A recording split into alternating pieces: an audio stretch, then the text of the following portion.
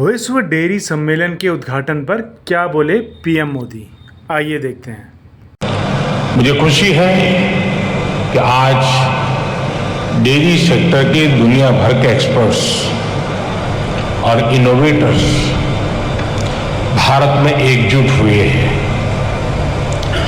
मैं world dairy summit में अलग अलग देशों में देशों से आए हुए सभी महानुभावों का भारत के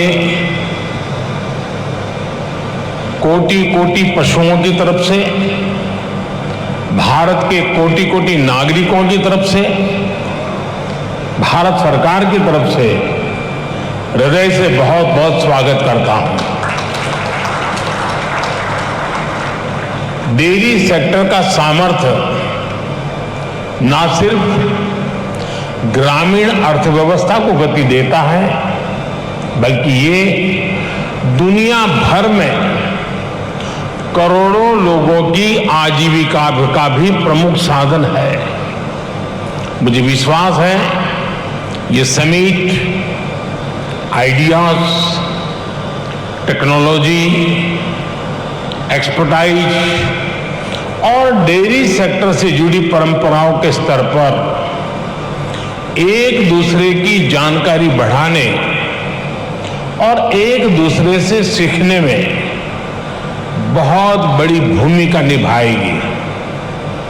साथियों, आज का ये आयोजन ऐसे समय में हो रहा है जब भारत ने अपनी आजादी के 75 वर्ष पूरे किए हैं। ये भी संयोग है कि आज के इस आयोजन से भारत के 75 लाख से ज्यादा डेयरी किसान भी टेक्नोलॉजी के माध्यम से इस कार्यक्रम में हमारे साथ जुड़े हुए हैं। इस तरह की समिट के लिए और उसमें लास्ट माइल बेनिफिशियरी हमारे ऐसे ही किसान भाई बहन होते हैं।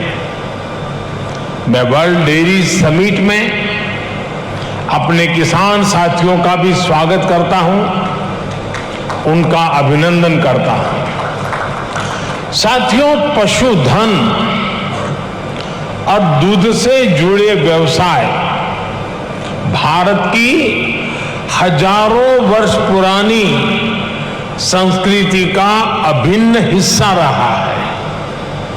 हमारी इस विरासत ने भारत के डेयरी सेक्टर को कुछ विशेषताओं से सशक्त कर दिया है। इस समिट में दूसरे देशों से जो एक्सपर्ट आए हैं, मैं उनके सामने इन विशेषताओं का विशेष रूप से उल्लेख करना चाहता हूं। साथियों, विश्व के अन्य विकसित देशों से अलग भारत में डेयरी सेक्टर की असली ताकत छोटे किसान है।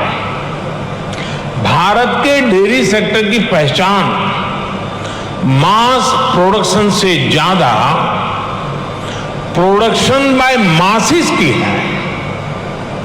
भारत में डेयरी सेक्टर से जुड़े अधिकांश किसानों के पास या तो एक पशु है, 2 है या 3 पशु है। इन्हीं छोटे किसानों के परिश्रम और उनके पशुधन की वजह से आज भारत पूरे विश्व में सबसे ज्यादा दुग्ध उत्पादन करने वाला देश है। आज भारत के 8 करोड़ से ज्यादा परिवारों को ये सेक्टर रोजगार मुहैया कराता है। भारत के डेयरी सेक्टर की यूनिकनेस आपको अन्य जगह पर शायद ही कभी कहीं मिल जाए। आज वर्ल्ड डेयरी समिट में इसका जिक्र मैं इसलिए भी कर रहा हूं क्योंकि विश्व के अनेक गरीब देशों के किसानों के लिए ये एक बेहतरीन बिजनेस मॉडल बन सकता है। साथियों, भारत के डेयरी सेक्टर की इस खासियत को एक और यूनिकनेस से जबरदस्त सपोर्ट मिलता है। हमारे डेयरी सेक्टर की दूसरी विशेषता है भारत का डेयरी कोऑपरेटिव सिस्टम। आज भारत में डेयरी कोऑपरेटिव का एक ऐसा विशाल नेटवर्क है जिसकी मिसाल पूरी दुनिया में मिलना मुश्किल है। ये डेयरी कोऑपरेटिव्स देश के 2 लाख से ज्यादा गांवों में करीब करीब 2 करोड़ किसानों से दिन में 2 बार दूध जमा करती हैं और उसे ग्राहकों तक पहुंचाती है। इस पूरी प्रक्रिया में बीच में कोई भी मिडलमैन नहीं होता और ग्राहकों से जो पैसा मिलता है उसका 70% से ज्यादा सीधा किसानों के जेब में ही जाता है। इतना ही नहीं, अगर मैं गुजरात राज्य की बात करूं तो ये सारे पैसे सीधे महिलाओं के बैंक अकाउंट में जाते हैं। पूरे विश्व में इतना ज्यादा रेशियो किसी और देश में नहीं है। अब तो भारत में हो रही डिजिटल क्रांति की वजह से डेयरी सेक्टर में ज्यादातर लेन देन बहुत तेजी गति से होने लगी है। मैं समझता हूं भारत की डेयरी कोऑपरेटिव्स की स्टडी, उनके बारे में जानकारी, डेयरी सेक्टर में डेवलप किया गया डिजिटल पेमेंट सिस्टम दुनिया के बहुत से देशों के किसानों के बहुत काम आ सकता है। इसलिए भारत के डेयरी सेक्टर की एक और बड़ी ताकत है, एक और यूनिकनेस है हमारी इंडिजिनस स्पीशीज। भारत के पास गायों की, भैंसों की जो स्थानीय ब्रीड है वो कठिन से कठिन मौसम में भी सरवाइव करने के लिए जानी जाती है। मैं आपको गुजरात की बन्नी भैंस का उदाहरण देना चाहूंगा। ये बन्नी भैंस कच्छ के रेगिस्तान और वहां की परिस्थितियों से ऐसी घुल मिल गई है कि देखकर कई बार हैरानी होती है। दिन में बहुत ही भयंकर धूप होती है, बहुत गर्मी होती है, कड़क धूप होती है। इसलिए ये बन्नी भैंस रात के कम तापमान में घास चरने के लिए निकलती है। विदेश से आए हमारे साथी ये जानकर के भी चौंक जाएंगे कि उस समय बन्नी भैंस के साथ कोई उसका पालक, उसका किसान उसके साथ नहीं होता है। वो गांव के पास बने चारगांव में खुद ही जाती है। रेगिस्तान में पानी कम होता है, इसलिए बहुत कम पानी में भी बन्नी भैंस का काम चल जाता है। बन्नी भैंस रात में 10-10, 15-15 किलोमीटर दूर जाकर घास चरने के बाद भी सुबह अपने आप खुद घर चली आती है। ऐसा बहुत कम सुनने में आता है कि किसी की बन्नी भैंस खो गई हो या गलत घर में चली गई हो। मैंने आपको सिर्फ बन्नी भैंस का ही उदाहरण दिया है, लेकिन भारत में मुर्रा, मेसाणा, जाफराबादी, नीली रवि, पंढरपुरी जैसी अनेक जात नस्लें भैंस की आज भी अपने अपने तरीके से विकसित हो रही है। इसी तरह गाय हो, उसमें गीर गाय, साहिवाल, राठी, कांकरेज, थारपारकर, हरियाणा, ऐसी ही कितनी गाय की नस्लें हैं जो भारत के डेयरी सेक्टर को यूनिक बनाती है। भारतीय नस्ल के ये ज्यादातर पशु क्लाइमेट कंफर्टेबल भी होते हैं और उतने ही एडजस्टिंग भी। साथियों, अभी तक मैंने आपको भारत के डेयरी सेक्टर की 3 यूनिकनेस बताई है जो इसकी पहचान है। छोटे किसानों की शक्ति, कोऑपरेटिव की शक्ति और भारतीय नस्ले पशुओं की शक्ति मिलकर एक अलग ही ताकत बनती है। लेकिन भारत के डेयरी सेक्टर की एक चौथी यूनिकनेस भी है जिसकी उतनी चर्चा नहीं हो पाती, जिसको उतना रिकग्निशन नहीं मिल पाता। विदेश से आए हमारे मेहमान संभवतः ये जानकर के हैरान हो जाएंगे कि भारत के डेयरी सेक्टर में विमेन पावर 70% वर्कफोर्स का प्रतिनिधित्व करती है। भारत के डेयरी सेक्टर की असली कर्णधार विमेन्स हैं, महिलाएं हैं। इतना ही नहीं, भारत के डेयरी कोऑपरेटिव में भी 1/3 से ज्यादा सदस्य महिलाएं ही हैं। आप अंदाजा लगा सकते हैं, भारत में जो डेयरी सेक्टर 8.5 लाख करोड़ रुपए का है, जिसकी वैल्यू धान और गेहूं के कुल प्रोडक्शन से भी ज्यादा है, उसकी ड्राइविंग फोर्स भारत के ग्रामीण क्षेत्र में रहने वाली महिलाएं हैं, हमारी माताएं हैं, हमारी बेटियां हैं।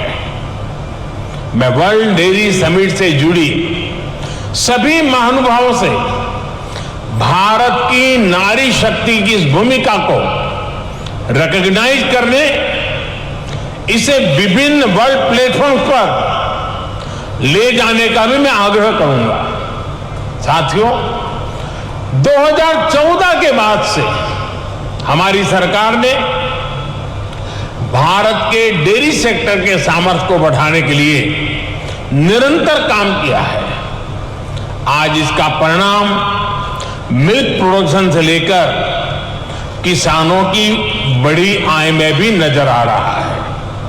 2014 में भारत में 146 मिलियन टन दूध का उत्पादन होता था। अब ये बढ़कर 210 मिलियन टन तक पहुंच गया है, यानी करीब करीब 44% की वृद्धि। आज पूरे विश्व में मिल्क प्रोडक्शन 2% की रफ्तार से बढ़ रहा है, जबकि भारत में इसकी रफ्तार 6% से भी ज्यादा है। भारत में दूध की पर कैपिटा अवेलेबिलिटी पूरे विश्व के औसत से कहीं ज्यादा है। बीते 3-4 वर्षों में ही भारत के छोटे किसानों ने बैंक खातों में हमारी सरकार ने करीब 2 लाख करोड़ रुपए सीधे ट्रांसफर किए हैं। इसका बहुत बड़ा हिस्सा डेयरी सेक्टर से जुड़े किसानों के खातों में भी आया है। साथियों, आज हमारा फोकस देश में एक संतुलित डेयरी इकोसिस्टम के निर्माण पर है। एक ऐसा इकोसिस्टम जिसमें हमारा ध्यान दूध और उससे जुड़े उत्पादों की क्वालिटी पर तो है ही, बल्कि दूसरी चुनौतियों के समाधान पर भी है। किसान को अतिरिक्त आय, गरीब का सशक्तिकरण, स्वच्छता, केमिकल फ्री खेती, क्लीन एनर्जी और पशुओं की केयर, ये सभी आपस में जुड़े हुए हैं। यानी हम डेयरी सेक्टर को, पशुपालन को भारत के गांवों में ग्रीन और सस्टेनेबल ग्रोथ का बहुत बड़ा माध्यम बना रहे हैं। राष्ट्रीय गोकुल मिशन, गोवर्धन योजना, डेयरी सेक्टर का डिजिटाइजेशन और पशुओं का यूनिवर्सल वैक्सीनेशन इसी दिशा में हो रहे प्रयास है। इतना ही नहीं, भारत ने जो सिंगल यूज प्लास्टिक बंद करने का जो अभियान चलाया है वह एनवायरमेंट की दृष्टि से तो महत्व का है ही, लेकिन जो भी जीव दया में विश्वास करते हैं, जो पशुधन में उसके कल्याण में विश्वास करते हैं, उनको मालूम है कि प्लास्टिक पशुओं के लिए कितना खतरनाक बनता जा रहा है, गाय और भैंस के लिए कितना खतरनाक बनता जा रहा है। उस सिंगल यूज प्लास्टिक को भी बंद करने का, खत्म करने का हमने बहुत लगातार प्रयास आरंभ किया है। साथियों, भारत के डेयरी सेक्टर का जितना बड़ा स्केल है उसे साइंस के साथ जोड़कर और विस्तार दिया जा रहा है। भारत डेयरी पशुओं का सबसे बड़ा डेटाबेस तैयार कर रहा है। डेयरी सेक्टर से जुड़े हर पशु की टैगिंग हो रही है। आधुनिक टेक्नोलॉजी की मदद से हम पशुओं की बायोमेट्रिक पहचान कर रहे हैं। हमने इसे नाम दिया है पशु आधार। पशु आधार के जरिए पशुओं की डिजिटल आइडेंटिफिकेशन की जा रही है, जिससे उनकी सेहत पर नजर रखने के साथ साथ डेयरी प्रोडक्ट से जुड़े मार्केट को विस्तार देने में मदद मिलेगी। साथियों, आज भारत का बहुत बड़ा फोकस पशुपालन के क्षेत्र में उद्यमशीलता को, एंटरप्राइज को बढ़ावा देने पर भी है। डेयरी सेक्टर से जुड़े छोटे किसानों की ताकत को हम फार्मर प्रोड्यूसर ऑर्गेनाइजेशंस और महिलाओं के सेल्फ हेल्प ग्रुप के माध्यम से एकजुट कर रहे हैं। इनको बड़ी मार्केट फोर्स बना रहे हैं। अपने युवा टैलेंट का उपयोग हम एग्रीकल्चर और डेयरी सेक्टर्स में स्टार्टअप के निर्माण में भी कर रहे हैं। आपको ये जानकर भी अच्छा लगेगा कि भारत में बीते 5-6 साल में एग्रीकल्चर और डेयरी सेक्टर में 1000 से अधिक स्टार्टअप बने हैं।